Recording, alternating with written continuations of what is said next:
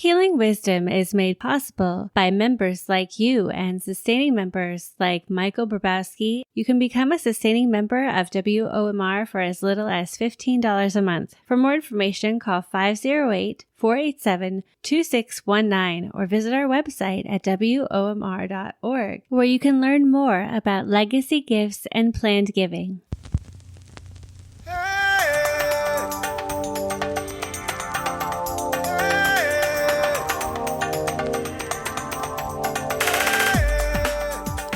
You're tuned in to 92.1 WOMR FM Provincetown and 91.3 WFMR FM Orleans, the voice and spirit of Cape Cod. I bid you welcome to another episode of Healing Wisdom. I'm your host, Pandora Peoples, chartered herbalist and psychic medium. Healing Wisdom explores mind, body, soul connections as we discuss the healing effects of the arts, metaphysical concepts, intuition, and the spiritual aspects of everyday living. Healing Wisdom begins in the heart. Our theme music is provided by Mystic Pete.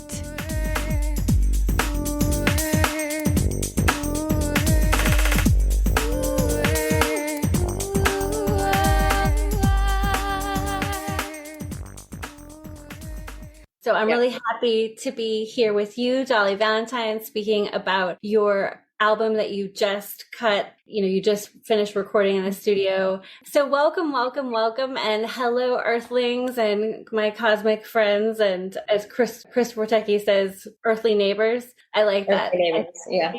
He's a great astrologer, and I think that's a nice way to put it. And what's his name again? His name is Christopher Wotecki, and he has a program called Serious Joy, and before that it was Soul Garden, and he's been doing this for years and years. And I mean, I love a lot of the astrologers that are on YouTube and out there, but I like his sort of step program. He looks at the degrees and then he sees the degrees in each sign as we go through them as having different lessons. Mm-hmm. So when we have these conjunctions, especially the exact conjunctions, it's like we have this synergy between the planets helping us with this specific spot on our sort of evolutionary journey. So we're just talking about how right now we have the full moon in Leo, like this morning it happened, like exact, but the energy is going to be all day long and into the night.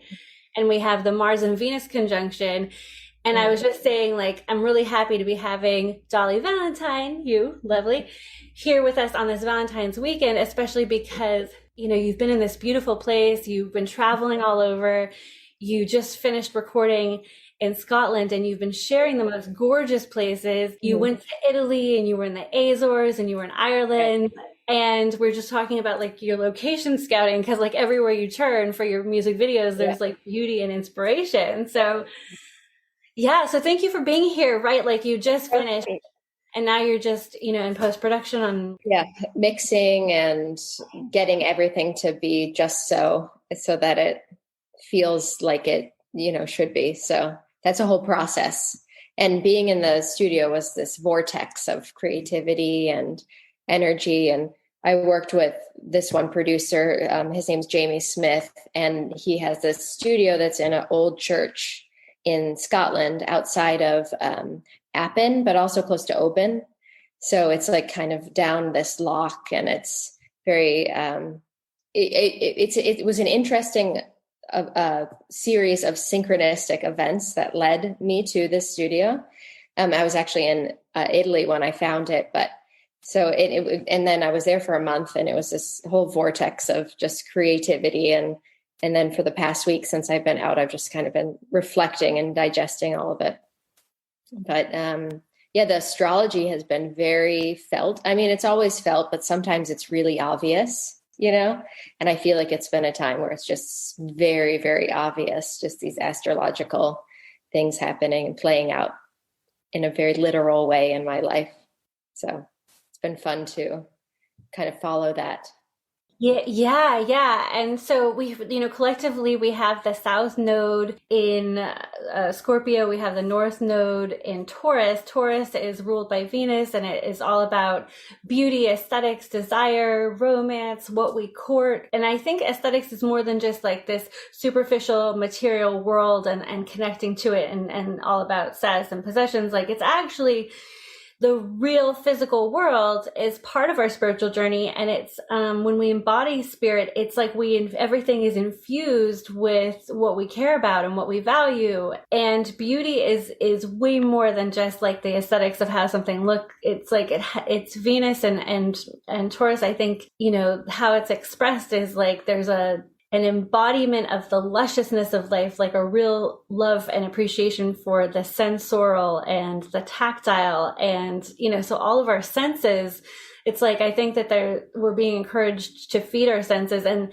you know, the Mars and Venus conjunct in Capricorn in the 10th house of ambition, it's like, basically, I think we're really being called with this grand cross, to just look at where we're from, where we're going, like kind of really open ourselves with our hearts to being really led on our original purpose, because it's at 27 degrees. The South Node and the North Node are 27, and 27 is the galactic center. So it's like the center of our Milky Way galaxy, the black hole from which it sprang forth, like its original source of, I mean, we don't even know what a black hole is, except that it gave birth to the Milky Way, which is our galaxy. Some astrologers say it's like it's like a homing device that like sends out this like pulse and this vibration to remind you of like your purpose, why we came to this planet. So I would think that like, because it's thought that this energy's been building. So like I would think the recording at this time, just like super amazing. It has been, and it's been so beautifully intense in this way that feels so aligned with the course of events over time, and has given me such a sense of purpose about following your intuition and how nonlinear time is, because we do something or we make a choice and we expect to see that result right away sometimes. And that's kind of how it was deciding to come to the studio and saying no to certain things and yes to other things. And here I am 9 months later, 7, or, you know, give or take.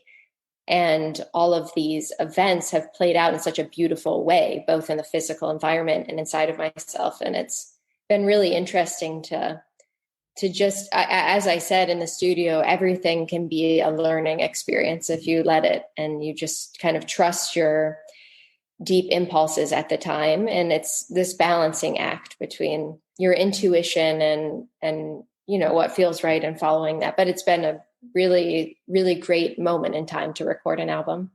There's something I was going to say that you brought up in what you were saying, but also a lot of this traveling, I've visited a lot of historical places and places that are really seeped in old mythologies and different religions and all of these things throughout time. And that's been really infused into this music and gives you a perspective on how time is so ever, you know, your actions around creativity are so everlasting throughout time. And that's been a really beautiful in all these different environments that I've been in. Yeah, it's the, you know, everlasting. You know, I think we have like a lot. We make immortality a little weighty, so we can stay away from the immortality word. But yeah, I mean, yeah, it's transporting. All art becomes timeless and reminds us, I think, of our quantum nature and all the things that we don't understand about like our connection to everything. So I would love to hear what happened when you were in Italy, and like how, like some of the synchronicities that you've been feeling, because you started off in the Azores. How did this journey unfold? Like, did you guys know that you were going to wind up recording in Scotland at all, or? Not at all initially. So we went to the Azores. Andrew, my partner, is in the process of getting Italian citizenship. And he's been on this sort of ancestral, you know, because it's through his great grandfather and this whole, and his other side is from the Azores. So that was the first place we traveled after, you know, 2020 and everything. And it was this incredibly beautiful, luscious landscape. It was a really wonderful place to land. But in terms of the studio, we were in Italy living in an attic of this old castle that the only other person who lived there was this woman. She's in her 80s, and she was a princess back when Italy was a monarchy, but that's a long story. but we decided to go in a different direction with who would produce and work on the next album with us. And so I actually did a tarot card reading, and I pulled the Four of Swords, which has this church and a man, if you can visualize the Rider-Waite deck, the Four of Swords with the church, and then the Hermit. Those are the two cards I pulled. And then just a couple days later, we got sent a list of studios and somewhere in the UK and Scotland. And there was one that really jumped off the page to me, and it was this St. Mary's space.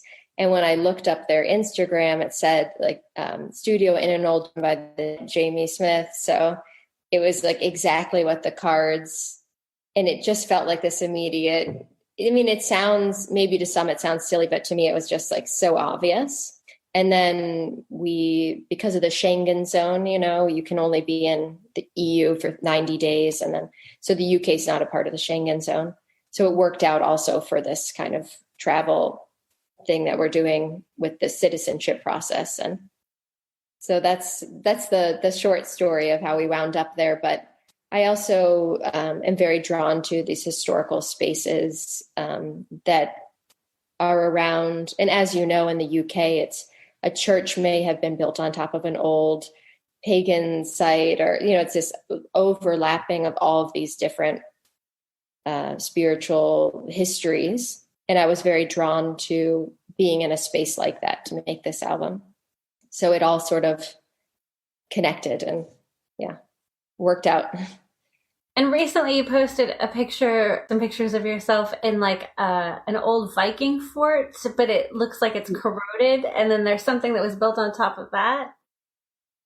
Yeah. So that's on the Isle of Lismore, where we're staying now, which is nearby the studio. So we'll go back a couple days while we're here, but it's a castle that was built, that was part of one of the clans of Scotland, that was built on top of an old Viking fortress. And the placement of it is extremely, if you feel energy, it's extremely powerful. So, and everybody does in a way, but I'm sure there's there's two tectonic plates that meet underneath this island, and it has a lot of history, Saint Malog, who's connected to Ireland, landed here and set up one of the oldest ecclesiastical places here in Iona, are very connected, if you know of Iona Island. So it has this rich history, and things are built on top of things on top of things. And, I'm just sort of learning new things every day as we explore. Oh, that's really cool. Yeah. Yeah. I was thinking there was something that you said, it made me think that we read our own symbols best. It's nice to get advice from people, but when we're reading the synchronicities that happen to us, or our own dreams, or just visions that come to us in meditation, or just walking meditation, I think sometimes people are constantly second guessing themselves, and you can do that, but that original impulse, if it's not based on fear, that original what feels like insight probably is in terms of it's for you that these synchronicities are happening. So we're the best ones to interpret those in many cases. I'm wondering how your songwriting process has been on this journey. So did you have songs beforehand, or have you been writing songs as you go? So there's 14 songs. There'll be 14 songs, I think, pretty much on the album. And I started writing almost immediately after the pandemic began, but some songs really evolved over time, and some are that old, maybe 2 years old, but other one, the most recent I wrote when I first got to the studio. So it tracks this period of time. And I think it really reflects that. As we were recording, I realized just how many different symbols and words were in there that connected to one another. As you said, sometimes you don't even realize the symbolism you're creating for yourself until you can kind of look at it and see, oh, wow, I used this word so many times, or that metaphor so many times. But yeah, they go from 2 years old to just a couple of weeks ago writing them. And this is the first album that I just completely wrote on my own. Normally I will collaborate, But besides working with the producer, Jamie Smith, which he was heavily involved, but the writing I basically did all on my own, which was a very satisfying experience, you know. Have you been picking up any books randomly? Like I just picture you've probably been to some libraries and like found some. Like, I don't know, like, I just think because you guys are going from place to place and staying in different, obviously a very eccentric place, this old lady princess, you know, a relic of the monarchies of the past. Like, I'm just wondering, because I would think it'd be like almost like a whole guided meditation journey, just going from place to place and like finding these artifacts and being like, what does this mean? Like, why is this here? It almost feels like the past 7 to 9 months, or since we've been to Italy, has been this living meditation. And I think that's something that I've been able to get to after literally meditating, you know, every day in my life. Like, I just kind of see these things unfold in this very symbolic way. But it's funny, in Labro, which was the town in Italy where we were living, the book that I found there was about the Hopis, the Hopis, and the native, and it's funny, in this tiny town of a population of 35 people in medieval Italy, I find this book about the Hopis, and it was a life-changing book. It was one of the first books of its kind because they allowed this man to translate all of these rituals and stories, and so that was a really influential book. And then I read, you probably know, the Women Who Run with Wolves book. I read that finally, after people telling me about it forever and ever. I read that this fall before the studio. And so there's a lot of old folklore in the album that comes from a lot of those old folk tales. And what else has popped up? A lot of kind of Jungian psychology work and those themes. So a lot of stuff like that has popped up, but you do see books around and you pick them up. I have kind of a stack that I need to continue to make my way through. Very cool. And any more words about your songwriting process? Like, if you were going to teach a songwriting 101, for example, what would be like your number one thing that you would want to share with students? So I deeply believe that you have to trust what naturally happens for you. It doesn't have to be based in talent. Whatever talent is to people, it doesn't have to be that way. It just needs to be what is coming out from to trust your first instinct and allow that to over time, if that makes sense, you know, to really trust the words that are coming when they come. And, you know, I'm not a classically trained musician, or I taught myself everything. I don't come from a music family or any of these things. So to really not get in your own way about how something should be, and just to really trust what's there, that it connects to something much bigger than yourself. And if you honor that and stay with it over time, it really it will end up having a life of its own, and its own energy that ends up leading you rather than you trying to force it. And there's that whole concept of force versus power, just really allowing the power of something to overtake you rather than forcing something to be a certain way. And I feel like meditating forever, it's just the best.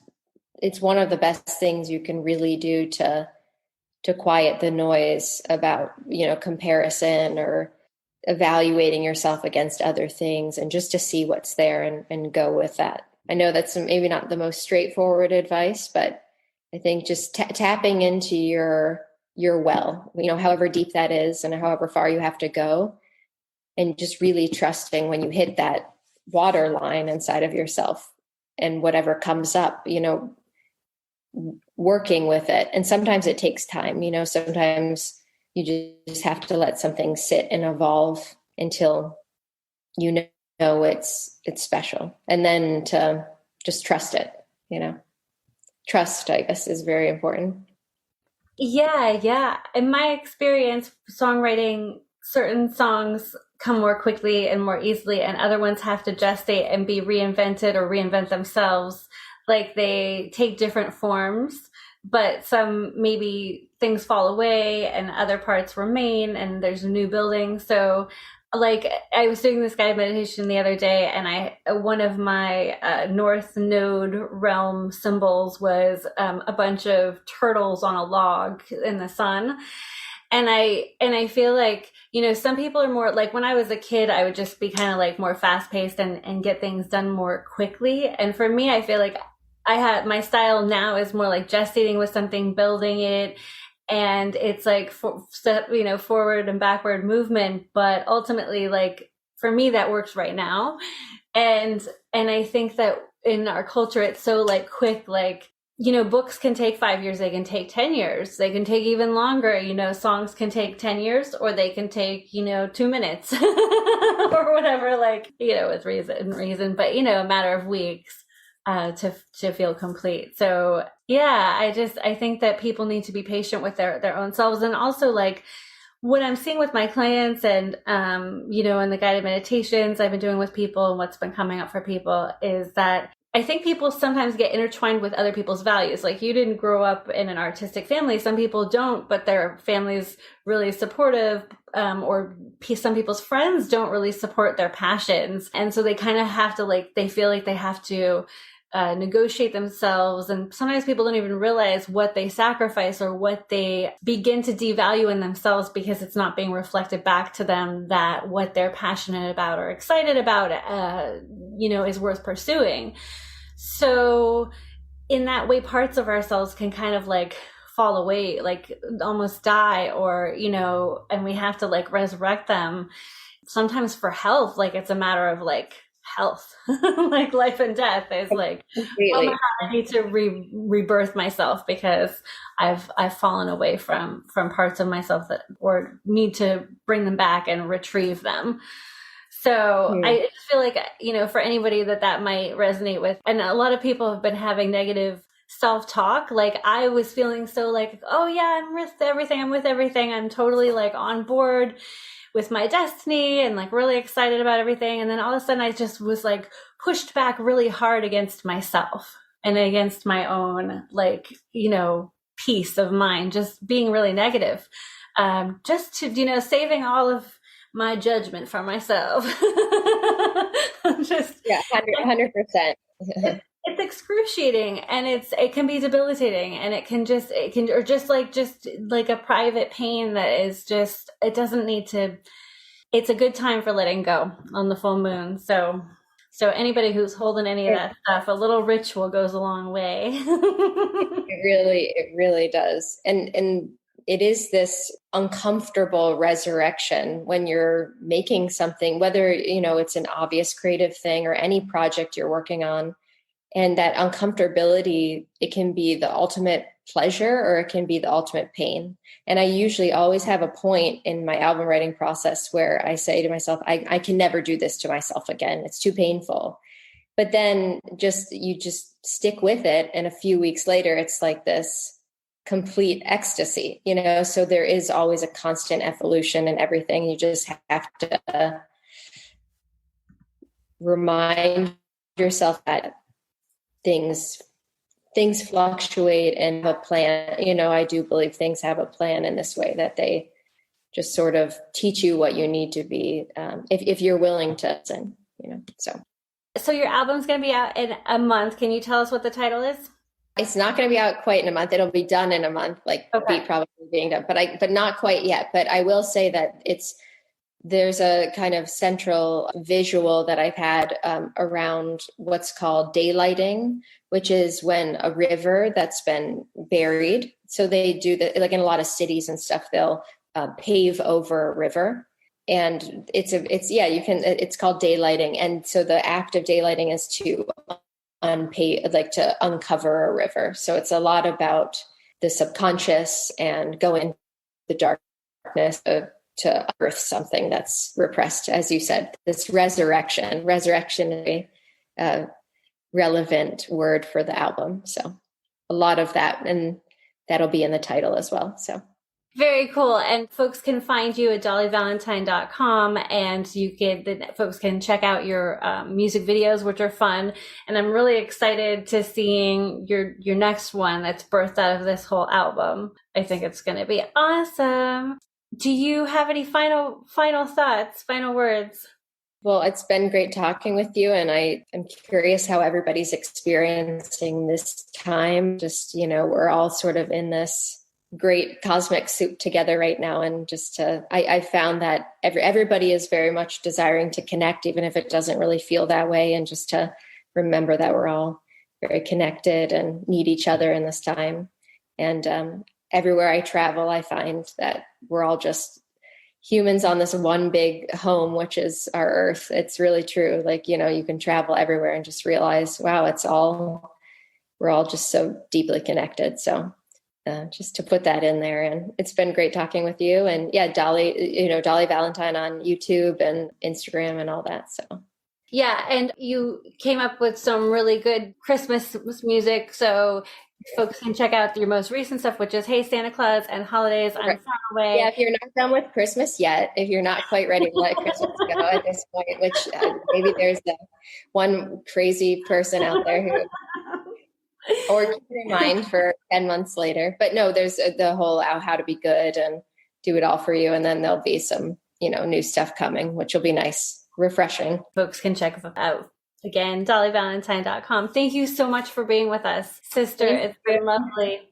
So good to see you. So nice to connect in this way. So thank you.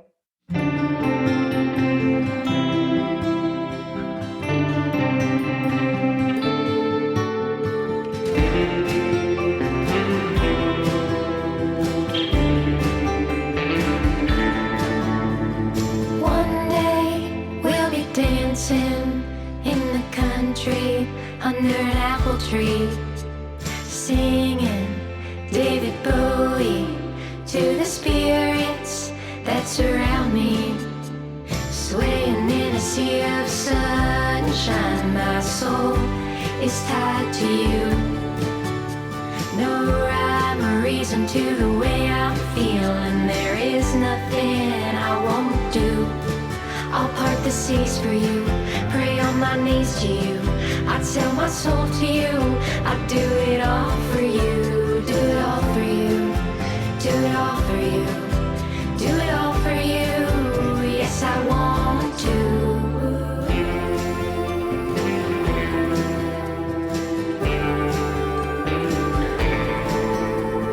One day we'll be sailing to an island in the ocean, singing hallelujah like a siren. I'll come to you. The whole world is our oyster, and the pearl of life is you. Every day, every season, there is nothing I won't do. I'll part the seas for you, pray on my knees to you. I'd sell my soul to you, I'd do it all for you. Do it all for you, do it all for you, do it all for you. Yes, I want to.